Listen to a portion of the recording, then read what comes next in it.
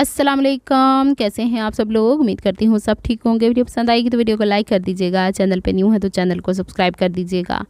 आप लोगों के साथ मस्टर्ड कलर की फर्शी शलवार की वीडियो शेयर की थी तो कुछ बहनों ने यहीं पे कमेंट पे कहा था, कुछ ने इंस्टाग्राम डीएम में मुझे कहा कि अब इस कुर्ती की आप स्टिचिंग भी हमसे शेयर कर दें, हम लोगों ने भी ऐसा बनाना है। तो बात यह है कि नर्स साहिबा आती हैं तो नर्स तो जो काम करती हैं अम्मी के साथ भाग दौड़ में हम लोग पूरी हो जाती हैं, मैं और पीनो। और आज तो ऐसा लग रहा है जैसे हमें किसी ने पकड़ के खूब सारा कुट्टा है। क्यों? इसलिए कि अम्मी को आहिस्ता आहिस्ता अब जैसे कि वो रियल लाइफ की तरफ आना शुरू हो गई हैं अल्हम्दुलिल्लाह से।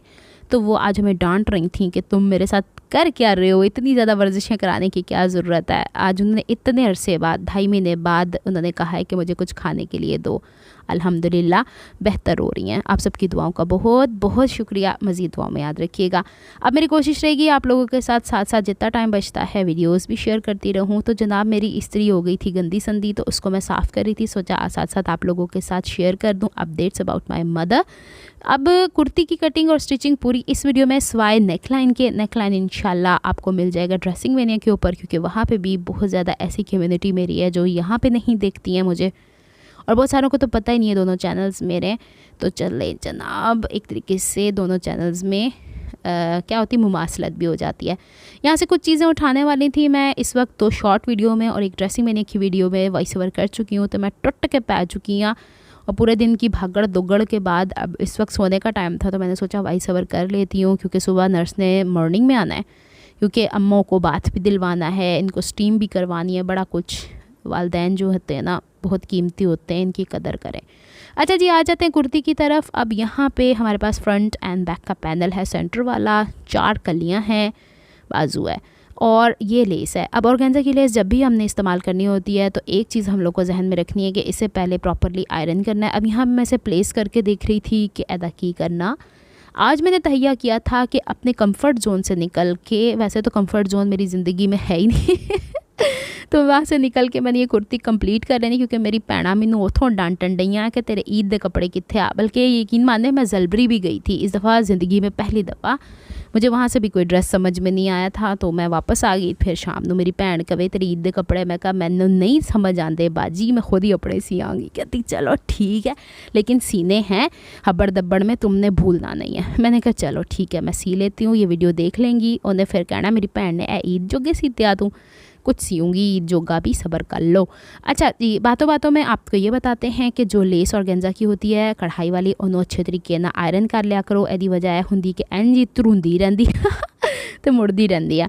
इसका ये होता है ना कि मैंने जो लेस का इंतखाब किया है उसके किनारे थोड़े बारीक हैं, और अगर मैंने इसे प्रॉपरली आयरन नहीं किया तो ये गोल गोल गोल गोल गोल गोल गोल गोल घूमेगी, और जब फिर पैनल्स के ऊपर या गले के ऊपर जब इसे लगाऊंगी तो वहाँ पे इसके खिंचाव रह जाएगा। ये मेरी आदत है, अब हर कोई इसको फॉलो करे ना करे तो आडी मर्जी।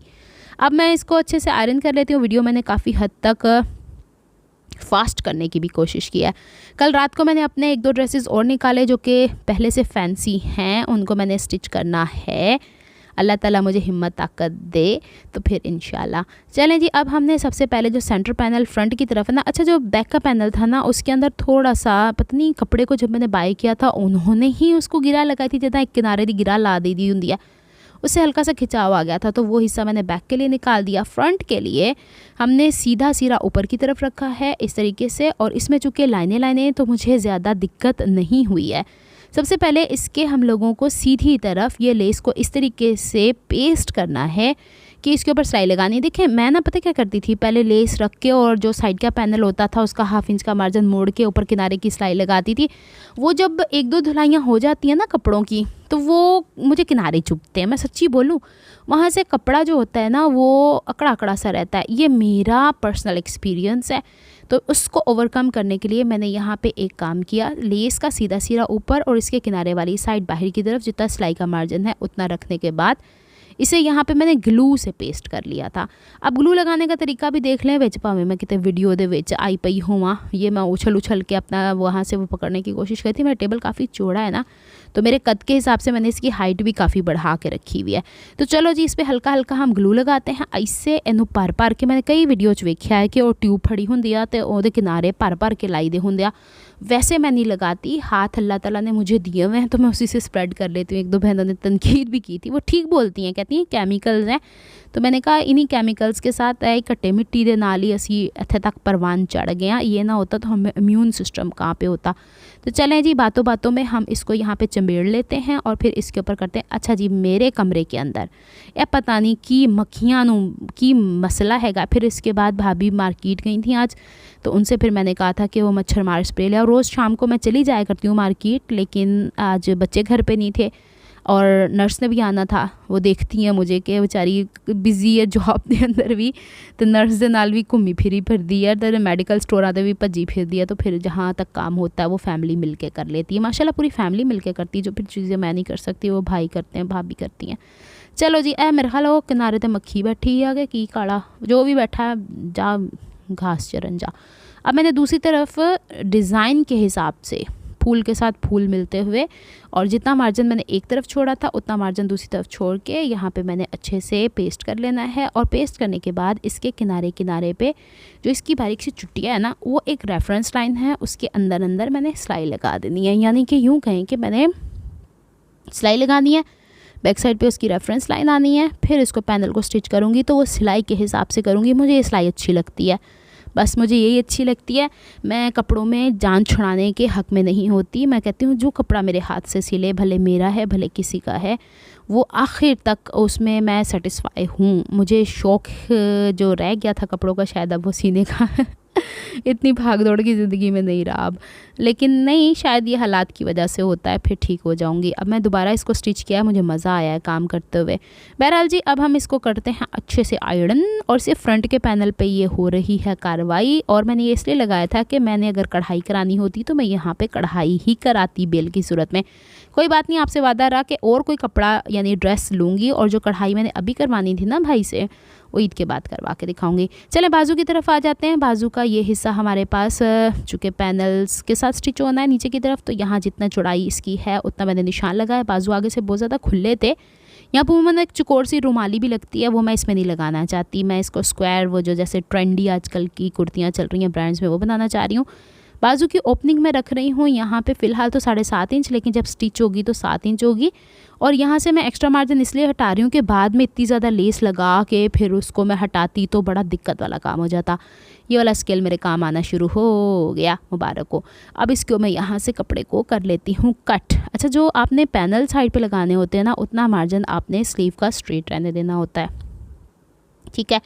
अब यहाँ पे बाजुएं चूँकि एक साथ थी, 2 इंच का कपड़ा मैंने बाजू की लेंथ में एक्स्ट्रा रखा हुआ था, दोबारा मैं इसे नाप के दिखा रही हूँ। अब वो मैंने यहाँ पे जो तिरछान कट किया ना, वहाँ पे वो 2 इंच का निशान लगा लूँगी आई थे, ठीक है।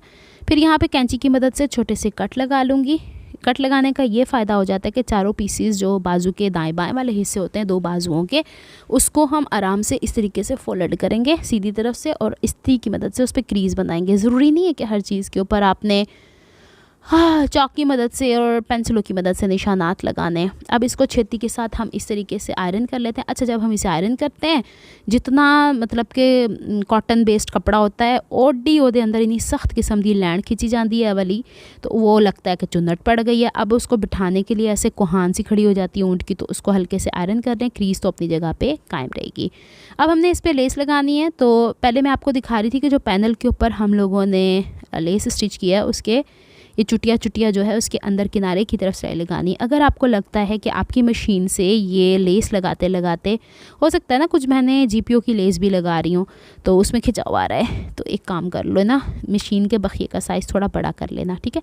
फिर इसके बाद बैक की तरफ से हल्का सा स्ट्रेच कर लेना और फिर इसे स्टिच कर लेना। फिर जब आप पैनल को मशीन से उतारोगे तो इसे इस्त्री करके ना, हल्का सा पानी का छिड़काव करके खींच के इस्त्री कर लेना, ठीक है। इतने इतने सिलाई लाई जे, मैं बैक साइड तो नज़र आन रही है ना, बस दोनों तरफ एंजी सिलाई लगानी है। फिर इसके बाद हम लोगों ने जो स्लीव का काम है उसको पूरा करना है। ये पता नहीं क्यों मैं इतनी डिटेल में समझा रही हूँ। चलें, स्लीव की सीधी साइड ऊपर की तरफ है, ये 2 इंच की ऊंचाई पे हम लोगों ने क्रीज़ बनाई है, ये वो है। अब यहाँ पे जो हमारी बाउंड्री है लेस की, ये लेस की हम लोगों ने उल्टी साइड ऊपर रखनी है, याद रहे। और यहाँ पे भी वही चुटिया वाला हिस्सा जो है उसके अंदर किनारे की तरफ सिलाई लगानी है, क्योंकि हमने इतना हिस्सा ही गुम सिलाई में देना है। तो ये बहुत आसान तरीका रह जाता है पलटे लगा के काम करने से, क्योंकि बाजुकात पलटा जो बिगनर्स होते हैं उनसे फिसलता है। तो आप इस तरीके से काम करें। अब एक मसला और हो जाएगा, बाजू की चौड़ाई के रुख पे कपड़े को खींचती चली जाती हैं, दामन पे लगाती हैं तो खींचती चली जाती हैं। किसने कहा है कपड़े को खींच के सिलाई किया करें? जहाँ पे ज़रूरत होती है वहाँ पे मैं बताती हूँ, जहाँ पे ज़रूरत नहीं वहाँ पे नहीं करनी है ऐसी कोई कार्रवाई। अब किनारे किनारे पे रख के हम इसकी सिलाई करते हैं और फिर इसके बाद इसे इसी तरीके से आपने आयरन करना है। मैंने यहाँ पे आयरन थोड़ी ड्रॉप की थी 1 इंच की लेस बीच में छोड़ के दूसरी बाजू को। मैं यहाँ पे रफ़ काम नहीं ना सिखा रही होती, मैंने जो ड्रेस बनाना होता है वो तो फिर मैं दोनों हिस्से आपको करके दिखाती हूँ। और जो बहनें मुझे कमेंट करके बताती हैं मैंने आपकी वीडियो देख के ट्राउज़र कट किया, मुझे अच्छा रिज़ल्ट मिला, ऑब्वियस सी बात है मैंने पूरा ड्रेस स्टिच करके दिखाया। मैं अगर झूठ तो बोलन नहीं डई वीडियो दे उत्ते, तो जो गलत होता है मैं खुद बोलती हूँ ये गलत है। मुझे अच्छा लगता है कि बहनों को सीखने को मिलता है। अच्छा जी, अब ये वाला हिस्सा किनारे किनारे से जितना किनारा हमने लगाया था सिलाई का उतना ही फोल्ड करना है। इसरी की मदद से कर लिया था, मैं क्या झूठ बोला। ये देखिए ये क्रीज़ बन गई ना, इसके साथ साथ इनू इथों फोल्ड करो बैक साइड दे उत्तों तानू सिलाई दा मार्जिन नज़र आएगा। उस मार्जिन से थोड़ा सा और ओले हो के ना इस तरफ जहाँ पे मेरा उल्टा हाथ है बिल्कुल, या तो उस सिलाई के ऊपर सिलाई लगा लो या फिर उससे आपका जो उल्टा हाथ है ना उस तरफ थोड़ी बढ़ा के सिलाई लगा लो, तो वो अच्छे तरीके से कॉर्नर्स छुप जाते हैं। मैंने बहुत बाज़ दफ़ा में मुझे पता नहीं क्यों ना हर चीज़ का अल्ट्रासाउंड करने का बड़ा शौक़ है, एक्सरे करने का बड़ा शौक़ है, सिटी स्कैन करने का भी बड़ा शौक़ है। तो मैं देखती होती हूँ कि लेस लगी है तो उसके किनारे तो नहीं बाहर छलक रहे, ये मेरा एक मेन फोकस होता है। चलो कोई नहीं।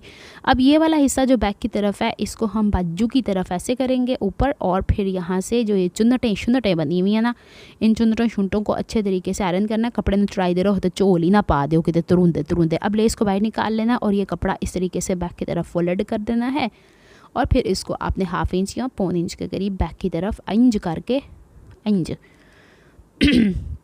इसके ऊपर चाहे तो तुरपाई अगर बारीक कपड़ा तो तुरपाई करनी है, अगर इस तरह का मोटा कपड़ा है तो सिलाई करके अल्लाह खैर सलाह। मशीन अच्छी क्वालिटी दी होंगी है तो सिलाई भी चंगे तरीके ना हो जाती है। चलो जी, इसको हम अच्छे से अब स्टोरी करते हैं। स्टोरी करने के बाद हम इसकी सिलाई करते हैं और ये है इसकी प्यारी सी लुक। अब की दफ़ा मैंने कोशिश की डबल साइडेड टेप मैंने लगानी, थोड़ी सी वीडियो की वॉइस ओवर रह गई है। मैं इतने थोड़ा जहा ब्रेक लाँगी तो ब्रेक तो बाद फिर मैं ना लक सीधा करके आनी है। सबर करो ज़रा। अयो रब्बा, मैं कल लक सीधा करने के चक्कर च पता लग गया मैं सोई गई।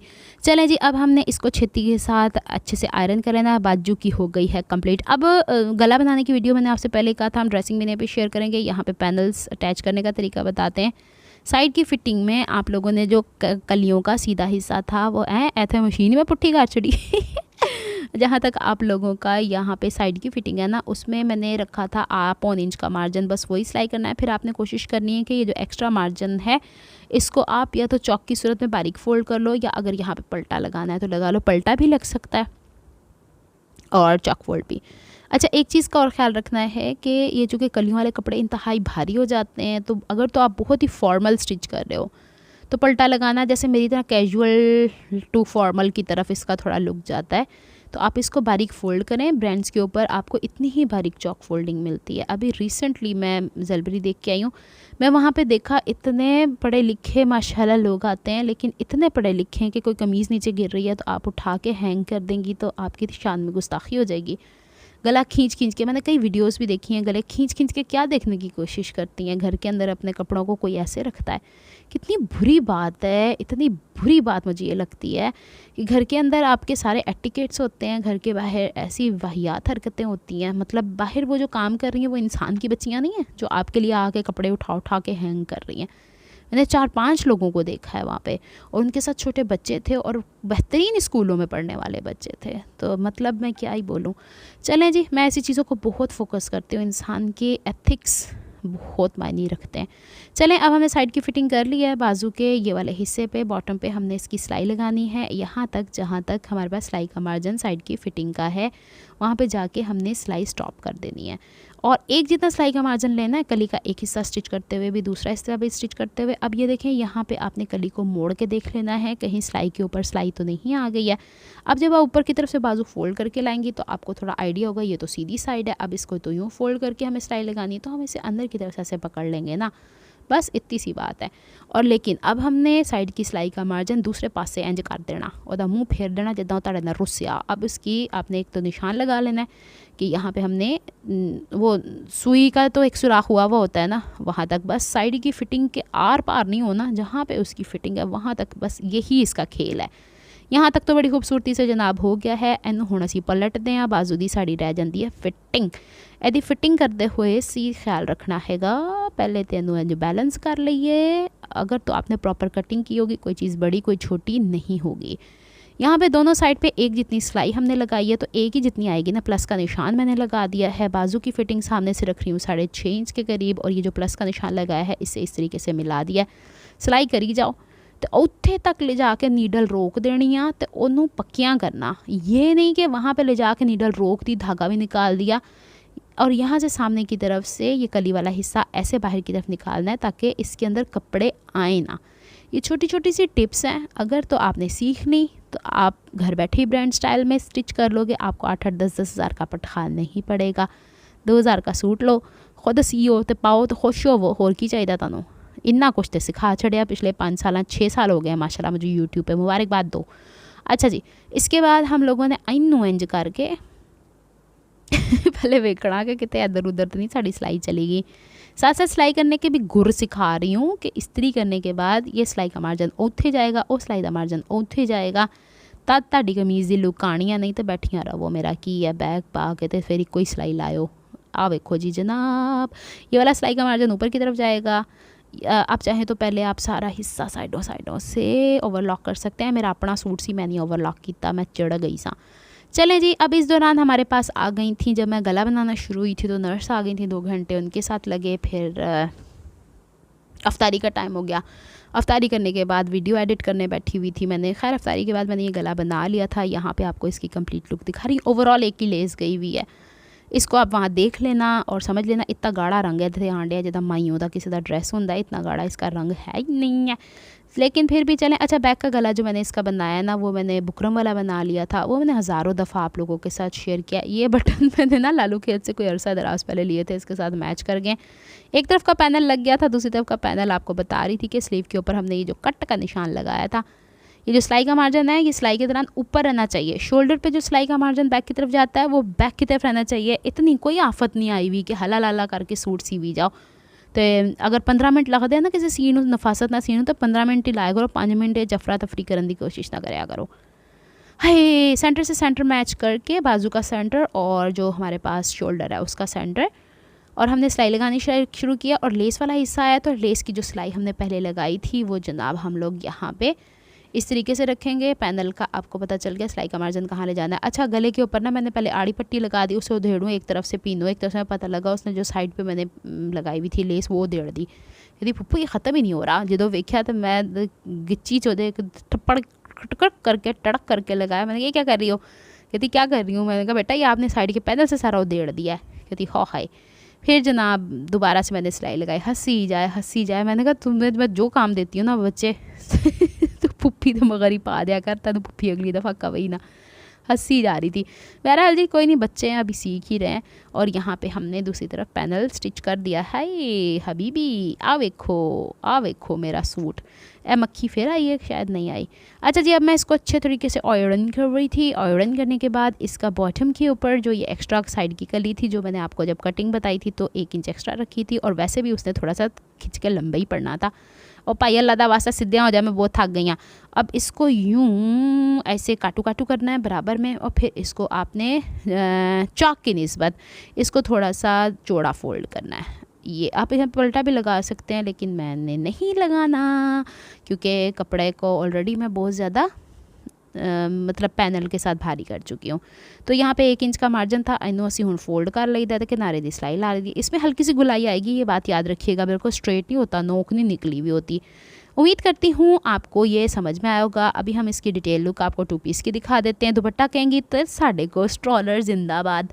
मैं नहीं दुपट्टे शुपट्टे लेती इतने सारे, जिस हिसाब से मेरे सूट बनते हैं तो मेरे तो बेचारे दुपट्टे यतीम मस्कीन हो जाएँ, हर 2 महीने बाद तो मेरे ड्रेस ही फट जाते होते हैं। तो चलो कोई गल नहीं। हाँ, ये हो सकता है कि वाइट दुपट्टा, लेकिन आपको पता है मैं शिफॉन के दुपट्टे भी नहीं ओढ़ती। मुझे लगता है कि स्कूल में जब जाती हूँ तो सारे तो बाल नज़र आ रहे होते हैं, वो पर्दा हुआ कोई कुछ भी ना होया। लो जनाब, ये है असल कलर मेरे सूट का और अल्हम्दुलिल्लाह से स्टिच हो गया है। कैसा हुआ बताइएगा। और अब हम इसको फर्शी शलवार रख के भी आपको दिखा देंगे। यहाँ पे मैंने रिक्वेस्ट की थी पीनों से, बेटा आ जाओ, पुप्पी थक गई है बेहतर तेरी। हेलो जी, एक कंप्लीट। अच्छा, ये सामने की तरफ ही हमने ये लेस लगाई है, बैक की तरफ लगाने की कोशिश भी नहीं की। इसके साथ ये फर्शी शलवार है। इसके पांचे का पूछ रही थी तो मैंने 9 इंच पांचा रखा था और 10 सिलाइयाँ लगी हैं। हाइट इसकी 2.5 इंच है। अब हेलो बैक की तरफ बुकरम वाला मैं लाया जे और इसको मैंने सिलाई से कर दिया है। और यहाँ पे ये बटन अभी टेम्प्रेरी रखे हुए हैं। ये बटन लगाना पीनों का काम होता, आज वो भी बहुत ज़्यादा थक गई थी। ये देखें जनाब, ये देखो देखो ना, देखो ना, देखो ना मेरा सूट, देखो ना, देखो ना, देखो ना। बैक की तरफ से हमने इसको सीधा पदरा कर दिया है और करते करते इसके चौक जो है ना वो 10 इंच के बने। और ये देखो जनाब, इसका दामन हल्का सा गुलाई शेप ही आना चाहिए, वरना इसकी नोकें निकलती बिल्कुल बुरी लगती हैं। और हमने इसको एक एक सिलाई लगा दी। उम्मीद करती हूँ अब आप भी ऐसा ड्रेस बनाएंगी, पहनेंगी, मुझे दुआएं देंगी। बस ये ख्याल रखना है सिलाई का कहाँ का मार्जिन कहाँ जाना है। जितनी नफासत कपड़े की सिलाई के ऊपर की तरफ से हो उतनी नीचे की तरफ से भी हो तो मज़ा ही आ जाता है और पहनने में भी अच्छा लगता है। नेक्स्ट वीडियो तक के लिए रब रखा, फ़िमान रब की ईमान, अल्लाह हाफिज़। अम्मी को दुआ में याद रखिएगा।